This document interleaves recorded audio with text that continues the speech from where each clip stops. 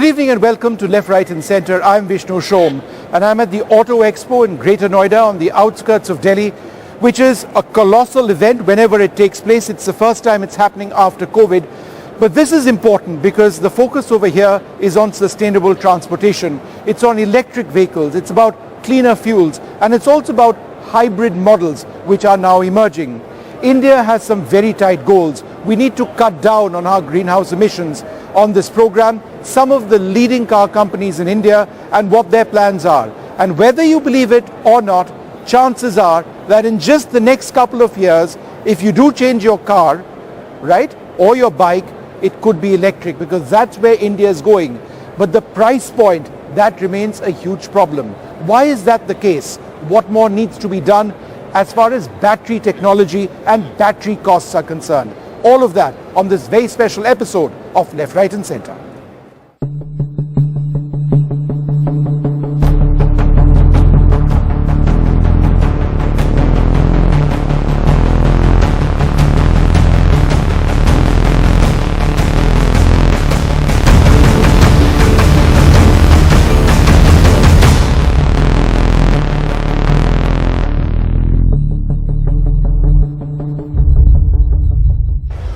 Well, sustainability is the big focus for the country's largest auto manufacturer, Maruti Suzuki. They've got prototypes of EVs over here, battery-powered vehicles, but it's so many more things that they're looking at. Joining us now, Mr. Shashank Srivastav. He's a senior executive director dealing with marketing and sales.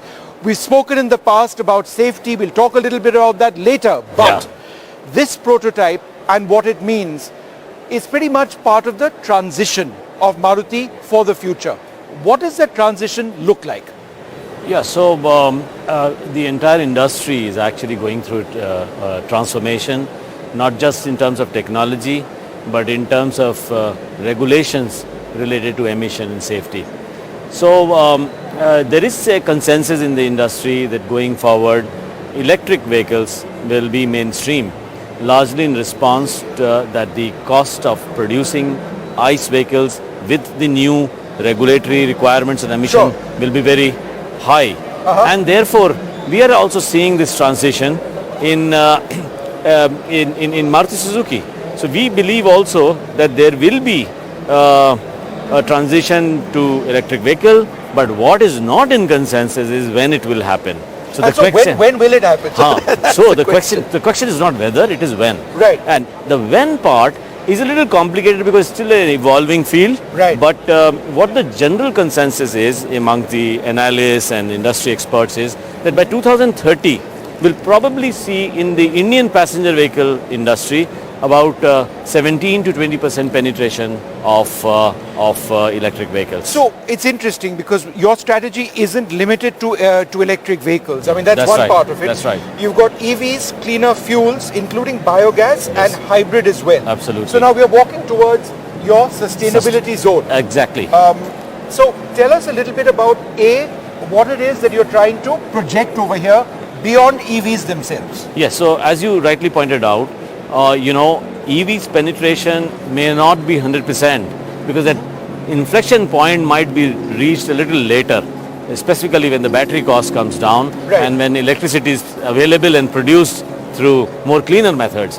Now in the interim period, and I said 20% by 2030, but if you do a quick calculation, Vishnu, between today till 2030, will probably be India passenger vehicle sale will probably be about 44 million, out of which about 3.5 million will be EVs. Right. What happens to the balance 41 million vehicles? Do you not have to reduce the emissions with them? Yes, you have to, and they are the majority, 41 million versus 3.5 million of electric vehicles. So what Maruti believes is that we have to make special efforts, the industry has to make special efforts that in this intermediate period, till the time when EVs become mainstream, we need to be technology agnostic to reduce emission. And that's what we are trying to do. For example, you see the WagonR here is the flex fuel. So it's something which can take up to 85% ethanol blended in the fuel. That's one way. You have a CNG. Then you have the CNG vehicle is there, and the Grand Vitara, which is the strong hybrid. So you have a mix of flex fuel, CNG, the hybrids, and that is Maruti's plan of how to bring down the emission levels in the intervening period. You know, you were telling me something very interesting. Yeah. That there is a serious investment by Maruti in a lot of what will make your cars more sustainable. For example, batteries. Yes, yes.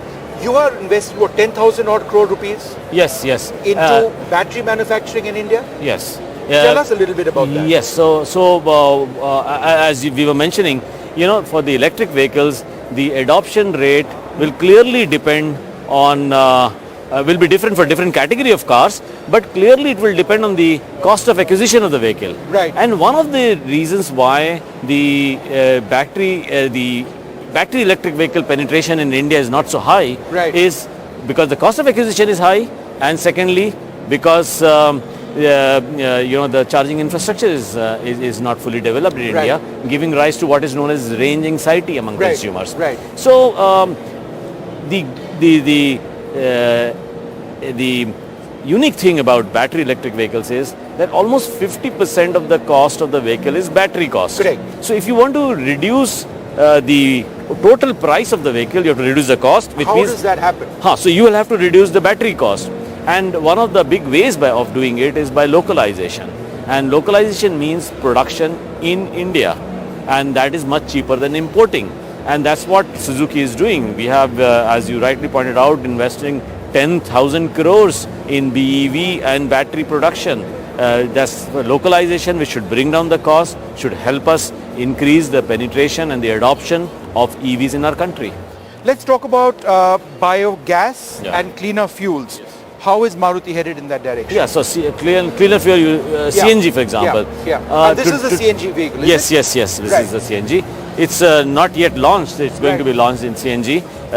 This vehicle, CNG vehicles, obviously a much cleaner fuel, giving a larger fuel efficiency, also cheaper to purchase in the international market, and thereby reducing the foreign exchange outflow. Clearly a national objective. So CNG is one area where we have worked. We have 14 of our models are CNG. In fact, 22% of our sales is now CNG.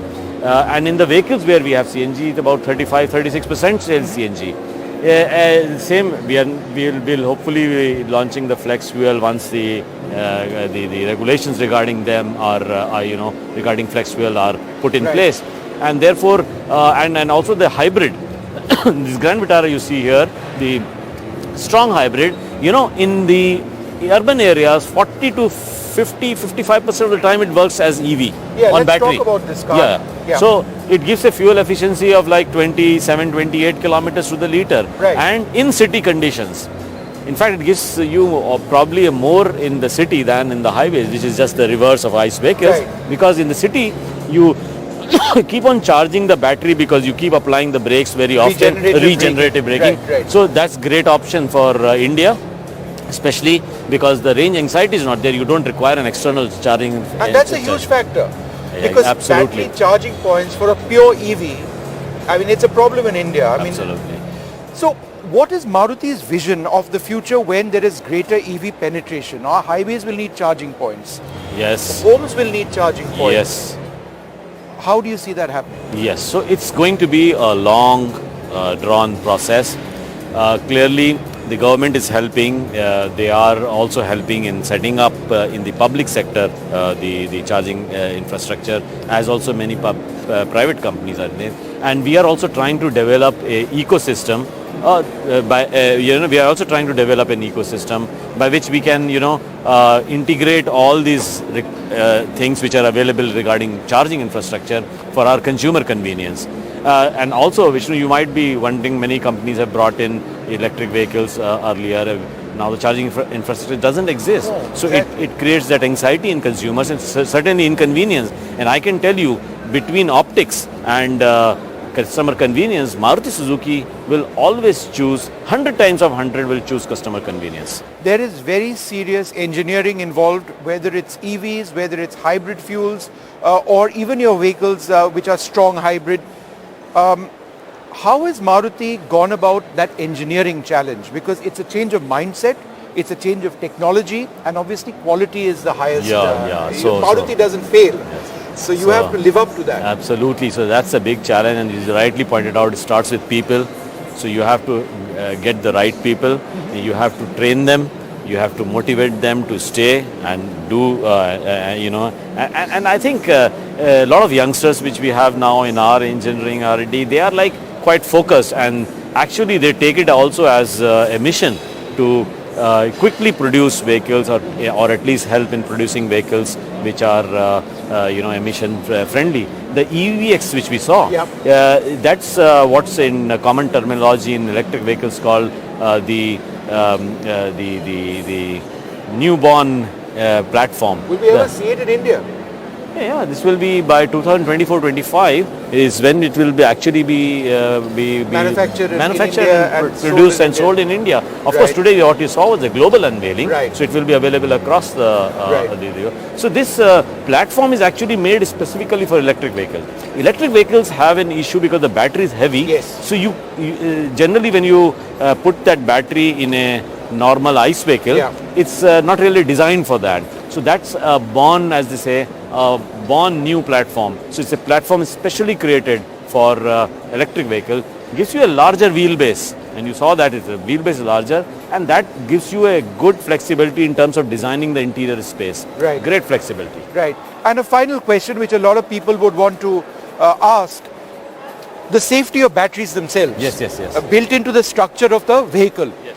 How is that a key part of what it is that you're trying to do? Yeah, so obviously there are standards prescribed, there are regulations regarding the battery, and of course safety is a big priority. So obviously all the batteries which we will use will absolutely adhere to all the regulatory requirements. Thank you so much, sir, for speaking to us. Thank you. There you have it, an idea of what Maruti Suzuki is doing. They are absolutely huge when it comes to, cars across sectors, but the EV space, the hybrid fuel space, and also strong hybrids in the interim period is what they're looking at. There is no option about moving to cleaner fuels, more sustainable fuels. It's not just about Maruti or any other car company. It's about our country, and it's about our sustainable development goals. And it's wonderful to see that this Auto Expo is focusing so much on something which is a national requirement. Well, one of the car companies which has had a very impressive presence over here at the Auto Expo has been Tata Motors. Now they have a real commitment to mobility, sustainable mobility, which sees hydrogen fuel cells, which sees electric vehicles, which sees a variety of clean fuels which are in use. There was a big reveal today across many segments, whether it was motor cars or it was heavy transports as well. This is what Tata Motors chairperson had to say. At the Tata Group, we are engaged in three major transitions. The digital transition, energy transition, and supply chain transition. All of these are driving change and driving growth, not only for the Tata Group, but for the Indian economy. Well, one of the big concerns across India when it comes to electric vehicles is the infrastructure which exists in the country. And there are huge strides which really do need to be taken. But this is a company, Static, which is India's largest EV charging network. Very privileged to be joined by Akshit Bansal. He's the founder and CEO. Thanks very much for speaking to us. So it's all about infrastructure, right? And it's all about building up for the future. What is some of the technology that you have developed and you've now sold across the India? Okay, so what we do is we make chargers and we make the IoT layer behind it to manage these chargers. So we build the entire tech ecosystem behind EV charging, which is the hardware that is EV chargers and the entire software layer behind it. And what about the interface itself? Is it common to all vehicles? Yeah. Most of them it's common. It depends on the platform. If it's a four-wheeler, it's common, varies across the Come. And so, you've got a typical EV charger over here. Now, the big question that's often asked is the speed and the rate. Now, that depends on the car as much as the capability of your chargers, right? Correct. So, the rate of charging depends on both the battery in the vehicle and also the charger.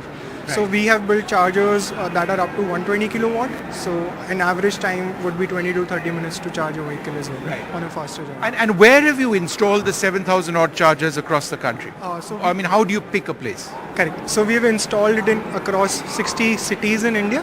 And what we do is we pick residential societies, offices and highways. So we want people to find chargers wherever they go. And so you buy land over there and install it, or lease land and install it over there based on your survey of how many people are using EVs, right? Correct. So we lease. So that must be a big challenge also. I mean, locating the right place. Correct. So we lease land. We do not buy land. And what we do is we do revenue share with someone who's leasing their land, so that they can also earn whenever charging happens there. And that's a big challenge. But we use AI to find and develop heat maps. Now, you are a very young entrepreneur, visibly young, much younger than me. But be that as it may, how did you get into this? Correct. So while I was in college, What were you studying? Electrical engineering. I am an electrical engineer. And while I was in college, we were building solar vehicle there. And that is how my passion towards this started. After college, I went to work with a consultancy firm, a Big Four. But soon enough, I realized that there's a lot of pollution problem that we need to solve for, and someone has to step up for it. Right. And then you got into this. What about funding the startup itself? Was that a big challenge? Correct. Nightmares? Yeah. So my family is service-based. I'm the first entrepreneur in the family. So starting this with my own saved capital, and I went on to have zero money in the bank. But now we got funded by some of the biggest companies in the world, like Shell, the oil company. They funded us $26 million 6 months back. So now I think we're doing well. And what are your expansion plans? Today we are in around 8 states in the country. We plan to expand this to pan-India. And in the next 1.5 years, we want to go up to 30,000 chargers. Right. And the size of the chargers, are they necessarily as big as this, or does it depend on the application? No, it depends. This is a charger where you can also advertise. Right, so there's revenue earning for you that comes in as well. Correct. Right. So there's alternate source of revenue earning as well, but we have a range of chargers which can be wall mounted as well. So it depends on what your application is, and we have a charger for it. And give me a couple of ideas. You have an app that you wanted to show me also. Can you show me your app? So what is the function? What does the app actually do? So this is an app where you can find nearby chargers. You can see if they are available or not. The nearest charger now is 900 meters away. You can go there, plug in your car, start charging, and you can pay through the app as well. And that is it. And how do you pay? I mean, what are the rates? The rate actually depends from location to location, but usually it is like 17 rupees per unit of energy that you consume. And typically a car would consume how many units? Say a medium-sized EV would consume for a full charge. It'll take somewhere around 500 rupees to full charge an average EV in India. Right. And it'll run for 300 kilometers. So 500 rupees as opposed to several thousand rupees, more than 2,500 up to 3,000 or more for the average. So that's a huge saving for consumers across the country. Now this is absolutely sensational. Is the technology changing also over a period of time? I know batteries are evolving, capacity of batteries is going up. The different lithium ion is now of course being much more accepted. How is that affecting you and your technology? Correct. So definitely the market is really, really dynamic, and there are a lot of technologies coming in. But it's more on the battery side, and the charging ecosystem still remains intact and same. And anyways, we are evolving with every evolving technology. So we're building that, we control the technology. Well, there you have it, a young entrepreneur, Akshit, but just look at the dream that he had. He was an engineer. He decided that he needed to move away from one of the big four where he was working, and he had a vision, an idea of fueling India's infrastructure. And he's doing this with these chargers. They are India's largest EV charging network. And this is something that India will see a lot more of going forward. Well, one of the key car manufacturers over here at Auto Expo, indeed in India, is Kia Motors. Thank you very much, sir, for being with us. Mr. Barad is the Senior Vice President. He looks after many aspects of the business over here. The focus, of course, is sustainable transportation and the future of that. Yeah. How is Kia focusing a great deal on EVs, electric vehicles, including this? First of all, thank you for being here. My pleasure. We are the theme for Auto Expo for Kia is an inspiring tomorrow, and what we mean by that is to be a sustainable mobility provider, and it's in line with what you just asked. So we are looking at electrification of our cars, and that's going to be one of the key focus areas. So when we talk about sustainability, of course, EVs are the first ones. So we are, Kia Corporation globally is looking at 14 battery electric vehicles by 2027, and we are investing almost $22 billion in India no, this is global. Right. And of course, we will explore some of these 14 BEVs, for some of them will come into India as well. And we have already firmed up one EV, which will come in 2025, which is a totally grounds up EV designed And for this is India. a prototype, right? Yeah, this is a prototype. Are we going to see something like this actually on the roads in India in the future? No. Or So this it's one still is an still idea? in exploratory stage. We are trying to showcase because this is a very radical Sure. design. Sure. It's very, very bold looking car. It is. While it is interiors are very luxurious, Right. very sophisticated, and a lot of tech inside this. So we are talking to consumers during these 7 days to understand what do they like about these cars, what kind of features, and what kind of, importantly, price point, because that's finally decide. Where does Kia stand in terms of what your expectations are of the government or of your own company in getting to that price point, and how soon do you believe that we'll have that mass in India where batteries become cheaper?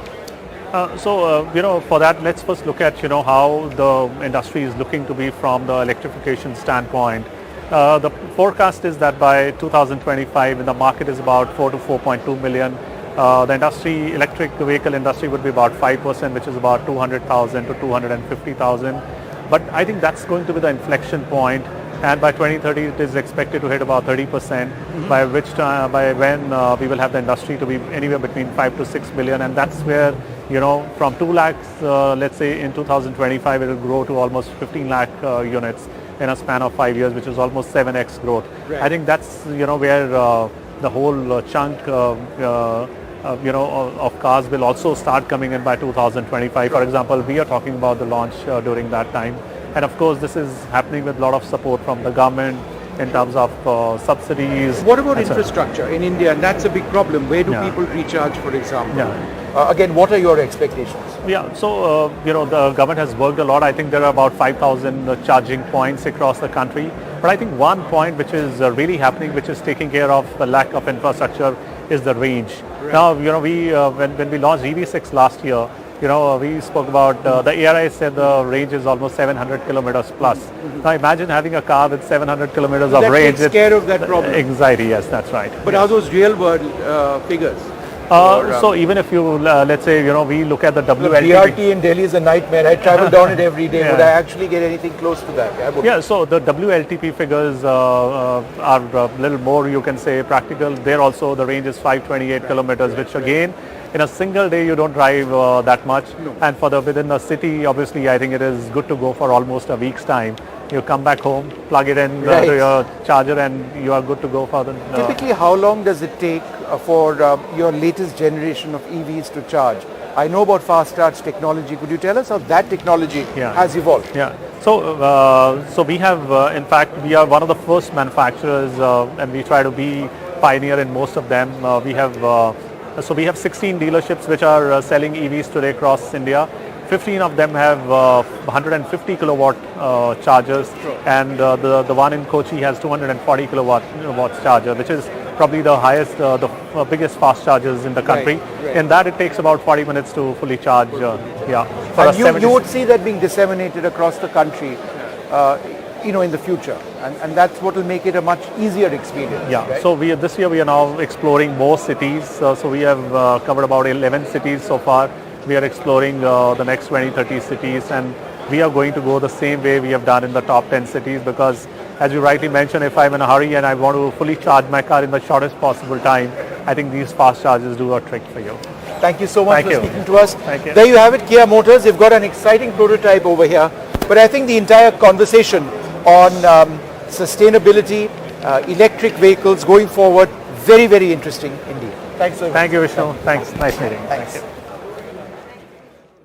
From all gas guzzlers like this to the absolute state-of-the-art like this Lexus. The transition to clean fuels, electric vehicles, and a lot more. That's the big focus of this Auto Expo. It's also a focus for the country. I'll end this program the way I started it. In just the next couple of years, believe it or not, your next car is likely going to be electric, and that's important for all of us. From me, Vishnu Shom, and the rest of the team here at Auto Expo, good night.